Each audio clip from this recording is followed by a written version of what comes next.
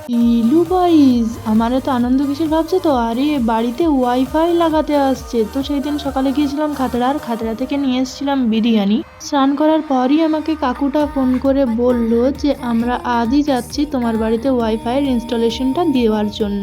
আর আমি বিরিয়ানিটা ঠিক থালাতে নিয়ে বসেছি, তারপরই কাকুগুলো আমার বাড়িতে এলো। তো তারপর আমি আগে তাদের দেখিয়ে দিলাম, তারপর আবার আমি যেই খেতে বসেছি অমনি আবার তাদের ডাক, কোনখানে কোন জিনিসটা রাখবে সেইটা দেখানোর জন্য। তারপর আবার আমি গেলাম, সব দেখিয়ে দিয়ে আমি শেষে খেতে বসলাম। আর ও কি লাগছিল বিরিয়ানিটা খেতে, সাথে পেঁয়াজ আর শসা দিয়ে খেতে তো আরো বেশি ভালো লাগছিল। আর জানো তো, এই হাফ প্লেট বিরিয়ানিটার দাম হচ্ছে 70 টাকা। এটা আমাদের খাতড়ার পাম মোড়ে পাওয়া যায়। আর আমি তো ভীষণ খুশি। আমি অনেকদিন ধরেই ভাবছিলাম যে বাড়িতে একটা ওয়াইফাই লাগাবো, কারণ ভিডিও আপলোডের জন্য আমার একটু প্রবলেম হয়েই থাকে।